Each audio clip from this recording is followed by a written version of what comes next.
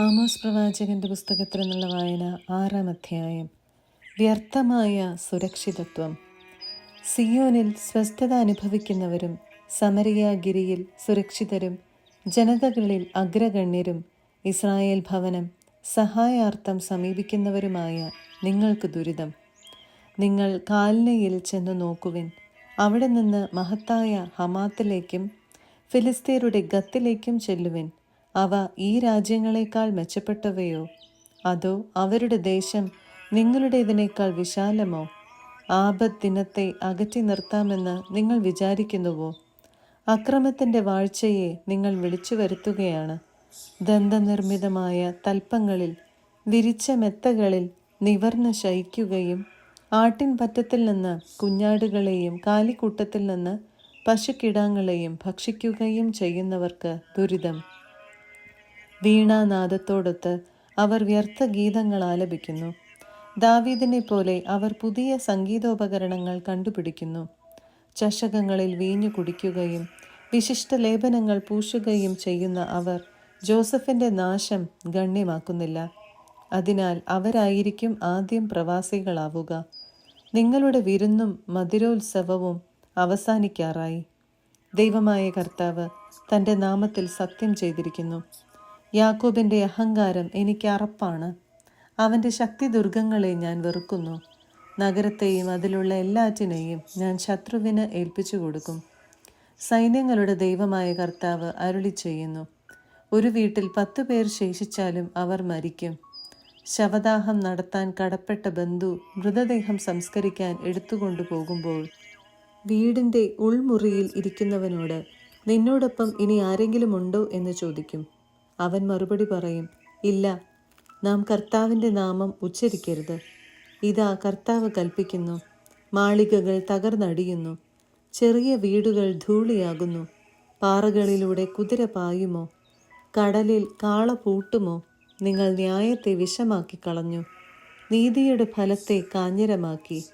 നിങ്ങൾ ലോദെബാറിൽ ആഹ്ലാദിക്കുകയും ഞങ്ങളുടെ കഴിവുകളാൽ ഞങ്ങൾ കർണായും അധീനമാക്കി എന്ന് പറയുകയും ചെയ്യുന്നു. സൈന്യങ്ങളുടെ ദൈവമായ കർത്താവ് അരുളി ചെയ്യുന്നു. ഇസ്രായേൽ ഭവനമേ, നിനക്കെതിരായി മറ്റൊരു ജനതയെ ഞാൻ ഉയർത്തും.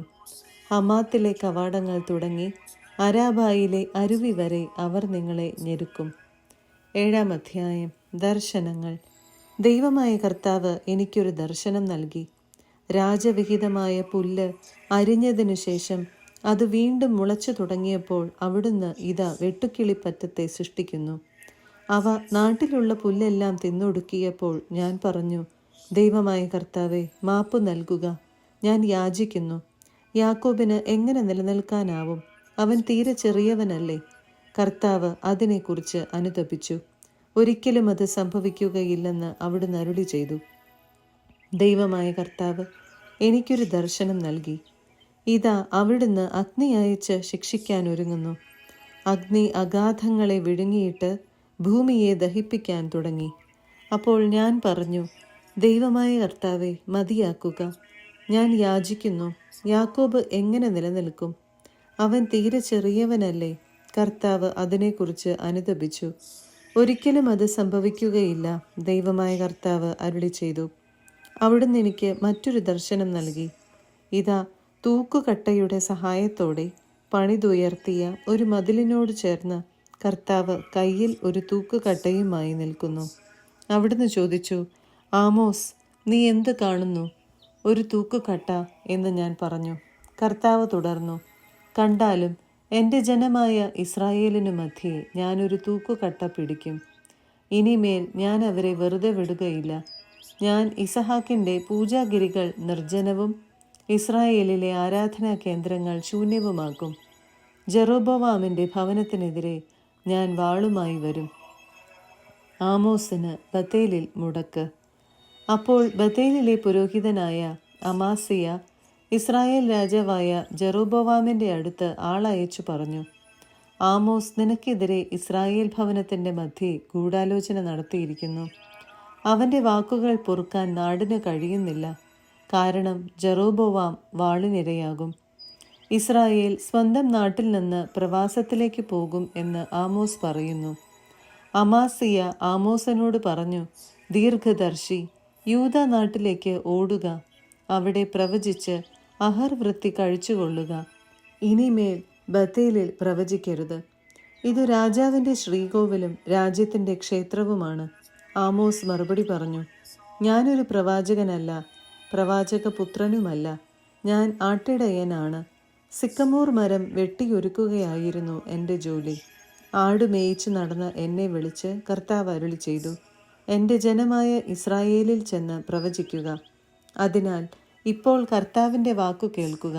ഇസ്രായേലിനെതിരെ പ്രവചിക്കരുതെന്നും ഇസഹാക്കിൻ്റെ ഭവനത്തിനെതിരെ പ്രസംഗിക്കരുതെന്നും നീ പറയുന്നു. അതിനാൽ കർത്താവ് അരുളി ചെയ്യുന്നു, നിന്റെ ഭാര്യ നഗരത്തിൽ വേശ്യയായിത്തീരും. നിന്റെ പുത്രന്മാരും പുത്രികളും വാളിനിരയാകും. നിന്റെ ഭൂമി അളന്നു പങ്കിടും. അശുദ്ധദേശത്ത് കിടന്നു നീ മരിക്കും. ഇസ്രായേൽ തീർച്ചയായും സ്വദേശം വിട്ട് പ്രവാസത്തിലേക്ക് പോകും. 8-ാം അധ്യായം. ഇസ്രായേലിൻ്റെ നാശം. ദൈവമായ കർത്താവ് എനിക്കൊരു ദർശനം നൽകി. ഇതാ, ഒരു കുട്ട നിറയെ ഗ്രീഷ്മഫലങ്ങൾ. അവിടുന്ന് എന്നോട് ചോദിച്ചു, ആമോസ്, നീ എന്തു കാണുന്നു? ഒരു കുട്ട ഗ്രീഷ്മഫലങ്ങൾ. ഞാൻ മറുപടി പറഞ്ഞു, കർത്താവ് അരുളി ചെയ്തു, എൻ്റെ ജനമായ ഇസ്രായേലിൻ്റെ അവസാനം വന്നു കഴിഞ്ഞു. ഇനിമേൽ ഞാൻ അവരെ വെറുതെ വിടുകയില്ല. കർത്താവ് അരുളി ചെയ്യുന്നു. കൊട്ടാരത്തിൽ നിന്ന് ഉയരുന്ന ഗാനങ്ങൾ അന്ന് വിലാപങ്ങളായി പരിണമിക്കും. മൃതദേഹങ്ങൾ അനവധിയായിരിക്കും. എല്ലായിടത്തും അവ ചിതറിക്കിടക്കും. എവിടെയും മൂകത. ദരിദ്രരെ ചവിട്ടി മെതിക്കുകയും പാവപ്പെട്ടവരെ നശിപ്പിക്കുകയും ചെയ്യുന്നവരെ കേൾക്കുവിൻ. ധാന്യങ്ങൾ വിറ്റഴിക്കേണ്ടതിന് അമാവാസി കഴിയുന്നതെപ്പോൾ? ഗോതമ്പ് വിൽക്കേണ്ടതിനും ഏഫ ചെറുതാക്കുന്നതിനും ഷെക്കൽ വലുതാക്കുന്നതിനും കള്ളത്തുലാസ് കൊണ്ട് കച്ചവടം ചെയ്യുന്നതിനും ദരിദ്രരെ വെള്ളിക്കും നിരാലംബരെ ഒരു ജോഡി ചെരുപ്പിനും വിലയ്ക്ക് വാങ്ങേണ്ടതിനും പതിരു വിറ്റഴിക്കേണ്ടതിനും സാപത്ത് കഴിയുന്നതെപ്പോൾ എന്ന് നിങ്ങൾ ചോദിക്കുന്നു. യാക്കോബിൻ്റെ അഭിമാനമാണേ, കർത്താവ് ശപഥം ചെയ്യുന്നു, അവരുടെ പ്രവൃത്തികൾ ഞാൻ ഒരു നാളും മറക്കുകയില്ല. ഇതു നിമിത്തം ഭൂമി ഇളകി മറിയുകയും ഭൂവാസികൾ വിലപിക്കുകയും ചെയ്യുകയില്ലേ? ദേശം മുഴുവൻ നൈൽ പോലെ പതഞ്ഞു പൊങ്ങും. ഈജിപ്തിലെ നൈൽ പോലെ ഇളകി മറിയും. ദൈവമായ കർത്താവ് അരുളി ചെയ്യുന്നു, അന്നു മധ്യാഹ്നത്തിൽ സൂര്യൻ അസ്തമിക്കും. നട്ടുച്ചയ്ക്ക് ഞാൻ ഭൂമിയെ അന്ധകാരത്തിൽ ആഴ്ത്തും. നിങ്ങളുടെ ഉത്സവദിനം മരണദിനമായും ഗാനങ്ങൾ വിലാപമായും ഞാൻ മാറ്റും. സകലരെയും ഞാൻ ചാക്കുടുപ്പിക്കും. എല്ലാ ശിരസ്സും കഷണ്ടിയാക്കും. അത് ഏകജാതനെക്കുറിച്ചുള്ള വിലാപം പോലെയാകും. ആ ദിനം അവസാനം വരെ തിക്തമായിരിക്കും. ദൈവമായ കർത്താവ് അരുളി ചെയ്യുന്നു, ദേശത്ത് ഞാൻ ക്ഷാമം അയക്കുന്ന നാളുകൾ വരുന്നു. ഭക്ഷണക്ഷാമമോ ദാഹജലത്തിനുള്ള വറുതിയോ അല്ല, കർത്താവിൻ്റെ വചനം ലഭിക്കാത്തത് കൊണ്ടുള്ള ക്ഷാമമായിരിക്കും അത്. അന്ന് അവർ കടൽ മുതൽ കടൽ വരെയും വടക്ക് മുതൽ കിഴക്ക് വരെയും അലഞ്ഞു നടക്കും. കർത്താവിൻ്റെ വചനം തേടി അവർ ഉഴലുമെങ്കിലും കണ്ടെത്തുകയില്ല. അന്ന് സുന്ദരികളായ കന്യകമാരും യുവാക്കളും ദാഹം കൊണ്ട് മൂർച്ഛിച്ചു വീഴും. ദാനിൻ്റെ ദൈവമാണേ, ബേർഷെബയുടെ മാർഗമാണേ എന്നു പറഞ്ഞ് സമരിയായിലെ അഷിമ ദേവതയുടെ പേരിൽ സത്യം ചെയ്യുന്നവർ നിലം പതിക്കും. അവരൊരിക്കലും എഴുന്നേൽക്കുകയില്ല. 9-ാം അധ്യായം. ബലിപീഠത്തിനരികെ കർത്താവ് നിൽക്കുന്നത് ഞാൻ കണ്ടു. അവിടുന്ന് അരുളി ചെയ്തു, പൂമുഖം കുലുങ്ങുമാറ് പോതികയെ ഊക്കോടെ അടിക്കുക. എല്ലാവരുടെയും തലയിൽ അത് തകർന്നു വീഴട്ടെ.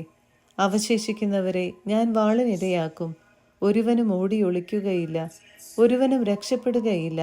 അവർ പാതാളത്തിലേക്ക് തുരന്നിറങ്ങിയാലും ഞാൻ അവരെ പിടിക്കും. ആകാശത്തിലേക്ക് അവർ കയറിപ്പോയാലും അവിടെ നിന്ന് ഞാൻ അവരെ വലിച്ചു താഴെ ഇറക്കും.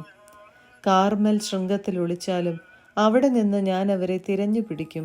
എൻ്റെ കണ്ണിൽ പെടാത്ത വിധം ആഴിയുടെ അഗാധത്തിൽ അവരൊളിച്ചിരുന്നാലും സർപ്പത്തിന് ഞാൻ കൽപ്പന കൊടുക്കും. അത് അവരെ ദംശിക്കും. ശത്രുക്കൾ അവരെ പ്രവാസികളായി പിടിച്ചുകൊണ്ടുപോയാലും ഖഡ്ഗങ്ങളോട് ഞാൻ ആജ്ഞാപിക്കും. അത് അവരെ വധിക്കും. അവരുടെ മേൽ ഞാൻ ദൃഷ്ടി പതിക്കും, നന്മയ്ക്കല്ല തിന്മയ്ക്ക്. സൈന്യങ്ങളുടെ ദൈവമായ കർത്താവ് ഈ ഭൂമിയെ സ്പർശിക്കുമ്പോൾ അത് ഉരുകിപ്പോകുന്നു. അതിലെ നിവാസികൾ ആർത്തരായി കേഴുന്നു. അത് മുഴുവൻ നൈൽ പോലെ, അതെ, ഈജിപ്തിലെ നൈൽ പോലെ പതഞ്ഞു പൊങ്ങുകയും താഴുകയും ചെയ്യും. ആകാശങ്ങളിൽ തൻ്റെ ഉന്നത മന്ദിരം തീർക്കുകയും ഭൂമിയുടെ മേൽ കമാനം നിർമ്മിക്കുകയും കടൽ ജലത്തെ വിളിച്ച് ഭൂതലത്തിൽ വർഷിക്കുകയും ചെയ്യുന്ന അവിടുത്തെ നാമം കർത്താവ് എന്നാണ്. കർത്താവ് അരുളി ചെയ്യുന്നു, ഇസ്രായേൽ ജനമേ, നിങ്ങൾ എനിക്ക് എത്തിയോപ്യക്കാരെ പോലെ അല്ലയോ? ഇസ്രായേൽക്കാരെ ഈജിപ്തിൽ നിന്നും ഫിലിസ്തീരെ കഫ്തോറിൽ നിന്നും സിറിയാക്കാരെ കീറിൽ നിന്നും കൊണ്ടുവന്നത് ഞാനല്ലയോ? ഇതാ, പാപപങ്കിലമായ രാജ്യത്തിൻ്റെ മേൽ ദൈവമായ കർത്താവിൻ്റെ ദൃഷ്ടി പതിഞ്ഞിരിക്കുന്നു.